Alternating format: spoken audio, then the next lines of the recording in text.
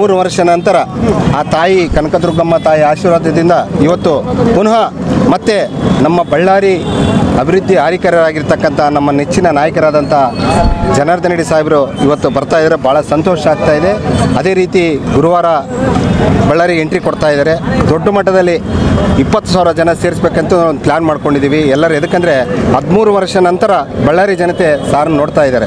ಎದಕ್ಕಂದರೆ ಇವತ್ತು ಬಳ್ಳಾರಿ ಈ ರೀತಿ ಅಭಿವೃದ್ಧಿ ಆಗಿದೆ ಅಂತ ಕಾರಣನೇ ಜನಾರ್ದನ್ ರೆಡ್ಡಿ ಸಾಹೇಬರು.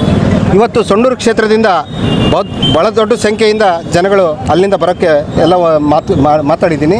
ಎದಕ್ಕಂದರೆ ಎಲ್ಲರೂ ಖುಷಿ. ಇವತ್ತು ಸೊಂಡೂರಲ್ಲಿ ಕೊಡುಗೆ ಯಾವ ರೀತಿ ಇದೆ ಅಂದರೆ ಸೊಂಡೂರಿಂದ ಹೊಸಪೇಟೆ, ಸೊಂಡೂರಿಂದ ಕುಮಾರಸ್ವಾಮಿ ದೇವಸ್ಥಾನ, ಸೊಂಡೂರಿಂದ ಕೂಡ್ಲಿಗಿ, ಸೊಂಡೂರಿಂದ ತೋರ್ನಗಲ್ ಇವತ್ತು ರಸ್ತೆ ಮಾಡಿರ್ತಕ್ಕಂಥ ವ್ಯಕ್ತಿ ಯಾರೇನಿದ್ರೆ ಅದು ಜನಾರ್ದನ್ ರೆಡ್ಡಿ. ಇವತ್ತು ಆ ರೋಡಲ್ಲಿ ಅಡ್ಡಾಡ್ತೀನಿ ಅಂದರೆ ಪ್ರತಿಯೊಬ್ಬರು ಪ್ರತಿದಿನ ಜನಾರ್ದನ್ ರೆಡ್ಡಿ ಸಾಹೇಬ್ರನ್ನ ನೆನೆಸ್ತಾ ಇದ್ದಾರೆ ಅಂತ.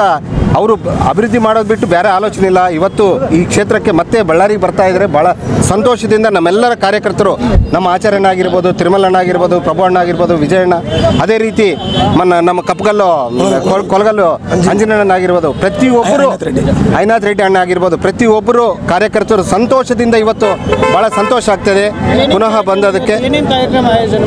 ಇವತ್ತು ದುರ್ಗಮ್ಮಗುಡಿ ದೇವಸ್ಥಾನಕ್ಕೆ ಹೋಗಿ ಅಲ್ಲಿ ಪೂಜೆ ಮಾಡಿಕೊಂಡು ಇವತ್ತು SP ಸರ್ಕಲ್ಗೆ ಬಂದು ಅಲ್ಲಿ ಪಟಾಕಿ ಸಿಡಿಸಿ ಎಲ್ಲರೂ ಅವರು ಒಂದು ಬೇಡಿಕೆ ಇತ್ತು. ಆ ತಾಯಿಗೆ ತಾಯಿಯಿಂದ ಆಶೀರ್ವಾದ ಆಗಿದೆ, ಬರಬೇಕಂತೇಳಿ ಇವತ್ತಾಗಿದೆ. ನಮ್ಮ BJP ಪಕ್ಷದ ಈಗ ಯಾವ ಥರ BJPಗೆ ಬೂಸ್ಟರ್ ಡೋಸ್ 100% ಇಡೀ ರಾಜ್ಯದಲ್ಲಿ ಅವ್ರ ಕೊಡುಗೆ ಇದೆ. ಅವರು ಪ್ರವಾಸೋದ್ಯಮ ಮಂತ್ರಿ ಇದ್ದಾಗ ಈ ರಾಜ್ಯದಲ್ಲಿ ಕೊಡುಗೆ ಇದೆ.